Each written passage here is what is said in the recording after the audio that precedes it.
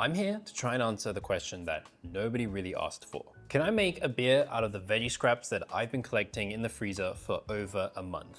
So sometimes when I can be bothered to, I'll collect all the usable veggie scraps that I produce and throw them in a bag in the freezer. And when that bag gets completely full, I'll take all those veggie scraps, throw them into a pot of water and boil them into a vegetable broth. But what I do with those vegetable scraps will blow your mind. I'm just kidding, we're not gonna be doing that. For real though, it could be a soup base, it could even be kimchi in a sauce, or even as a replacement for water in instant ramen. But this time, I wanna try something different. And I don't really know where the idea of this came from. I just kind of woke up one day and decided this would be a fun experiment. So I got to work collecting not only usable veggie scraps, but also any usable fruit scraps, because why not? And in the end, I ended up with 1.5 bags of what is mostly common vegetables like onion, garlic, broccoli, and even some celery. But I also think I saw a single-use lemon and some daikon radish pieces as well. So I'm not much of a beer brewer, so I'm not gonna try and overcomplicate this, and I really wouldn't advise taking any beer brewing advice from me or this video. And anyone who is watching this that is a beer brewer, I ask that you don't take anything you see in this video seriously.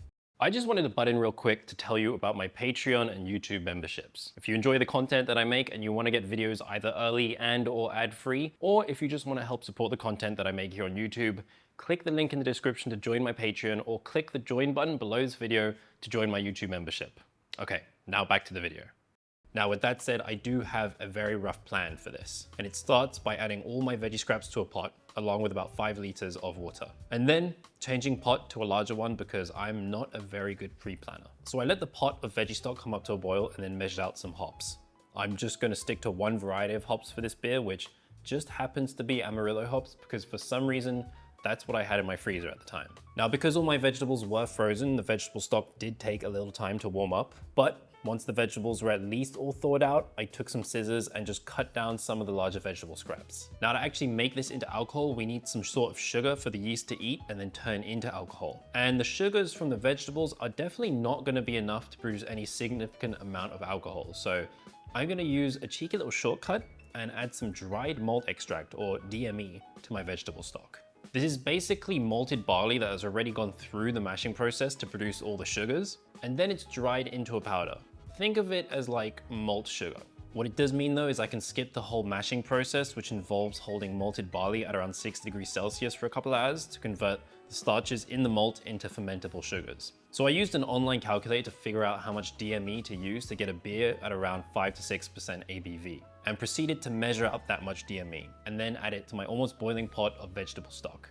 I mixed the vegetable stock to dissolve all that DME, and since it is now near simmering, I'm gonna add roughly half my hops as well and then start a timer for 45 minutes and let the now sweetened and hopped vegetable stock, which is technically called a wort, simmer for that 45 minutes. After 45 minutes, I'll add the rest of my hops and then let it simmer for another 15 minutes. Off to the side, I sanitized a glass fermenter and then threw in a nylon filter bag to line the inside. And then once that 15 minutes was up, I began scooping the wort into the filter bag to catch all the solids and then just let the beer flow through into the fermenter. And then I pulled the filter bag out, which also squeezed more of that wort out, and then just let it drip into the fermenter. So I decided to measure the sugar levels in the wort to see how much alcohol I could potentially get out of this beer, and it was showing enough sugar that it could reach between 5 to 6% ABV if completely fermented. Now this is pretty much exactly in the range that I wanted this beer to fall into, but this is still way too hot to add my yeast to. So I'm gonna spray down a couple ice packs with brewing sanitizer and then drop it into the wort to cool it down.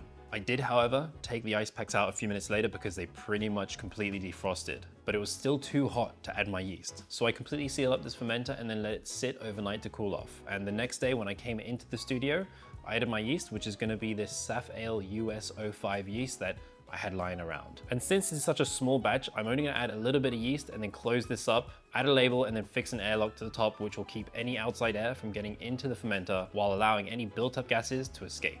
Now, this is gonna be part 1 of however many parts this takes to make this beer. If you're a long-time follower of my shorts content, you may be familiar with this. And if you wanna see how this beer ends up, you should go ahead and hit the subscribe button below, and then also hit the bell button to make sure you get notified when the next part of this series comes out. Or if you wanna keep updated with any of the other experiments and adventures on this channel. But before I leave you guys, let me know in the comments, what do you think this vegetable scrap beer will taste like?